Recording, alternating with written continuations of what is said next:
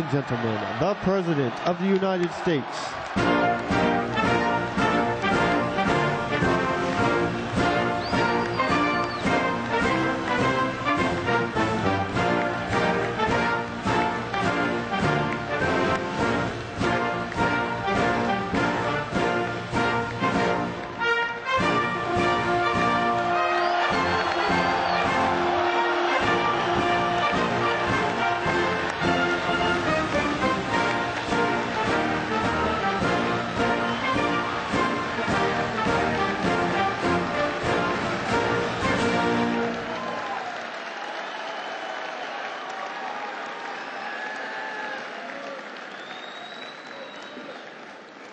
Can I hear an air assault? Good morning, Fort Campbell. On behalf of Major General Jeffrey Schlosser, our division and installation commander who is deployed overseas in Afghanistan, thanks to all of you for coming today. We are honored to have with us today a leader who is no stranger to the Screaming Eagle community. This leader has frequently visited with our warriors overseas, on the battlefields, and back here at home. Today, he returns to speak to all of us here at Fort Campbell, to welcome home our returning warriors, and help us send off those who are deploying to the fight. Please give an air assault welcome to our Commander-in-Chief, President George W. Bush.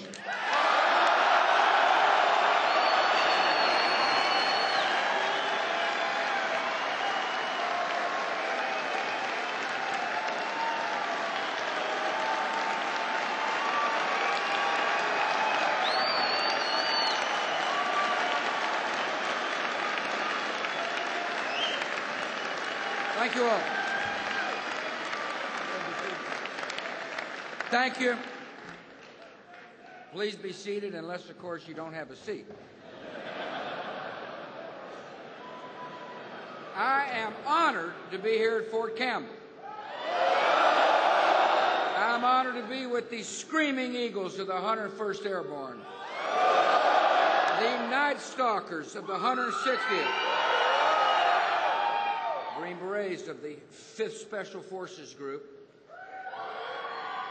all members of the Fort Campbell community. You are part of the finest military in the world. I have one word for you. Hoo-ha! I also bring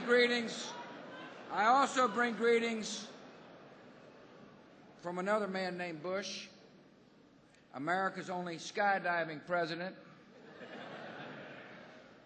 He said, pass on these two words: air assault. In recent weeks, this post has been the scene of heartwarming family reunions. Many of you recently finished deployments to Iraq.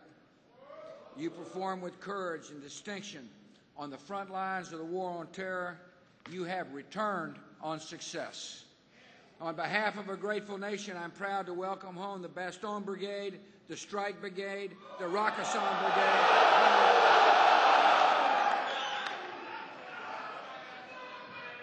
Job well done. I want to thank General Townsend for his service. Proud to be with his wife, Melissa. I thank General Schlosser's wife, Patty. I appreciate Maria McConville. I want to thank Teresa Vale. These women represent the military families who have sacrificed just like our military has on behalf of an incredibly grateful nation. I extend our heartfelt thanks and our respect to the military families here in Fort Campbell.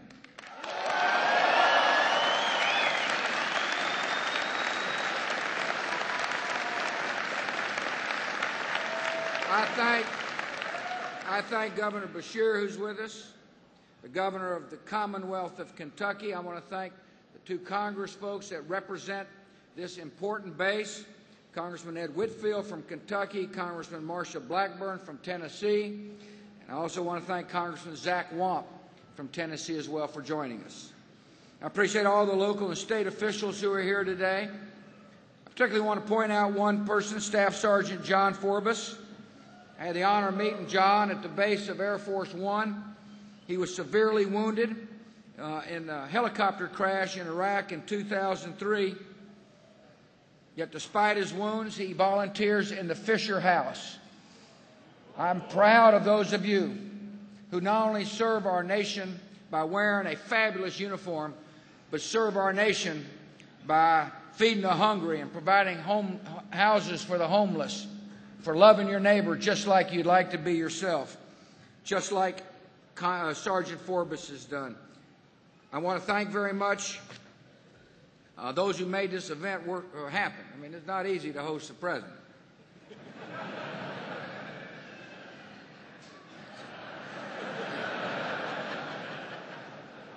Thanks for coming out. You know, we're getting ready to celebrate Thanksgiving. I'm looking forward to it. Yeah. The day before my first Thanksgiving as your president, guess where I was? Right here at Fort Campbell. For those of you who weren't here, I can only say that watching a bunch of screaming eagles tear into turkey is quite a sight. That Thanksgiving came shortly after the worst terrorist attack in our nation's history. The war in Afghanistan had just begun. The Rakashans were the first conventional brigade to join the battle. That November day, I said, once again, you have a rendezvous with destiny. And today there is no doubt that you have held this motto, you have done your duty, and you have defended the United States of America.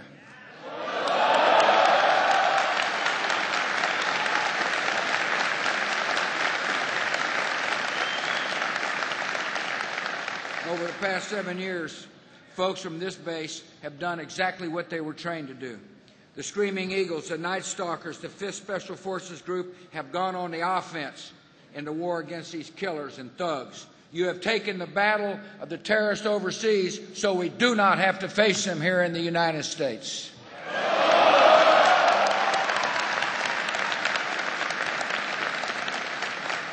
You have helped counter the hateful ideology of tyranny and terror with a more hopeful vision of justice and liberty. You're part of the great ideological struggle of our time. With the soldiers at Fort Campbell out front, the forces of freedom and liberty will prevail. War on terror, the war against people who would do us harm again, is being waged on two main fronts, Afghanistan and Iraq.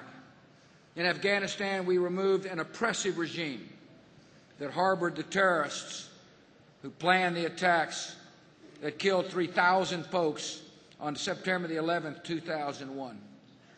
Because of our men and women in uniform, more than 25 million Afghans are free.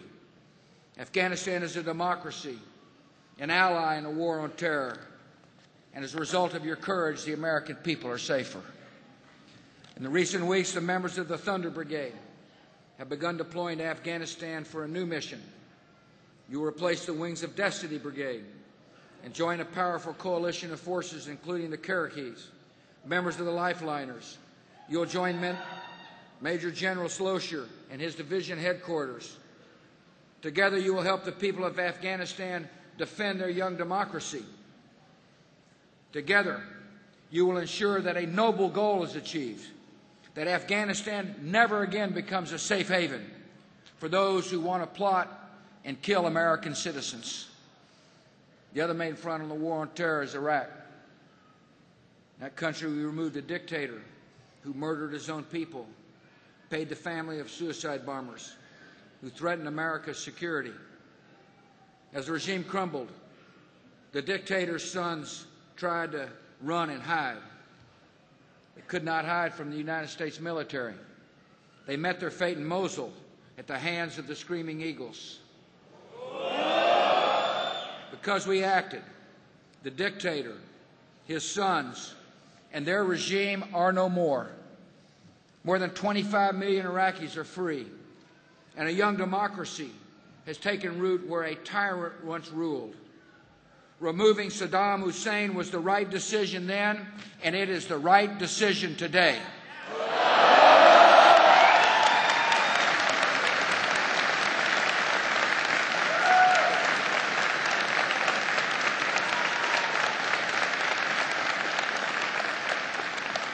The Saddam Gone from Power mission turned to helping the Iraqi people defend their freedom against violent extremists, including Al-Qaeda. 2006, our efforts were faltering, so I reviewed our strategy and changed course.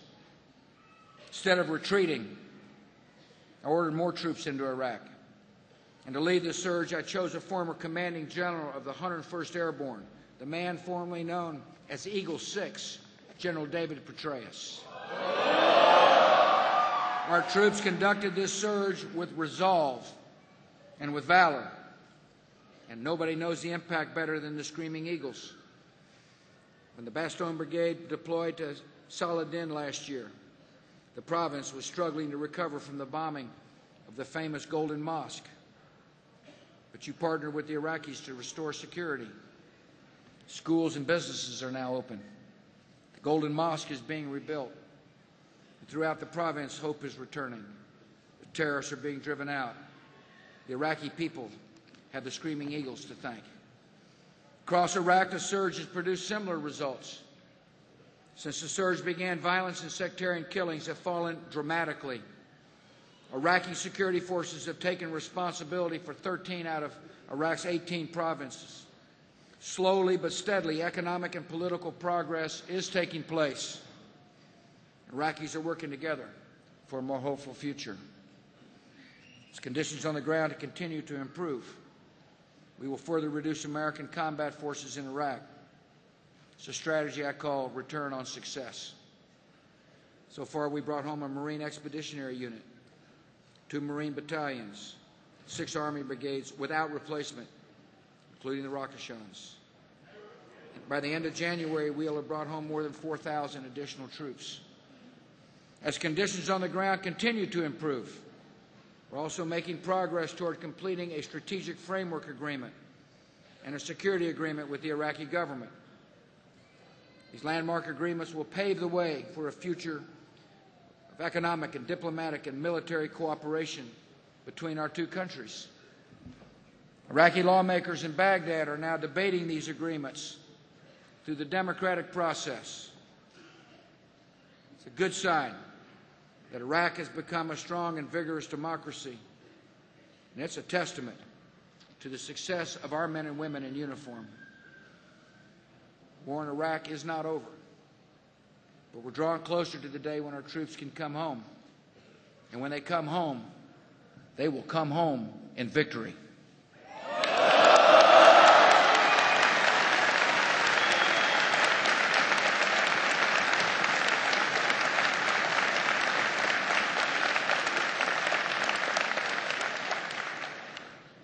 The work you have done and are going to do is historical work. You see, the consequences and success in Iraq will resonate far beyond that country's borders, and will resonate when your children and grandchildren begin to study the history of peace. Success will frustrate Iran's ambitions to dominate the region. Success will show millions across the Middle East that a future of liberty and democracy is possible. Success will deny Al-Qaeda a safe haven for launching new attacks. Success in Iraq will mean that the American people are more secure at home. In Iraq, Afghanistan, and beyond, our men and women in uniform have done everything we have asked of them and more. You've earned the thanks of every American. You know, this is going to be my last Thanksgiving as president. Sometimes I am asked what I will miss most about the job. Well, above all, I'm going to miss spending time with men and women who have volunteered to serve the United States of America, the fine men and women who wear the uniform. We are blessed to have defenders of such character and courage.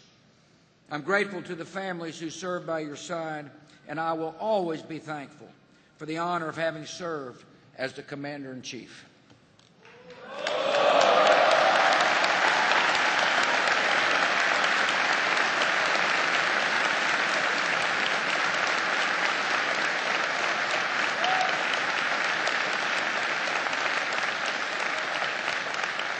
So So Laura and I wish you and your families a safe and happy Thanksgiving.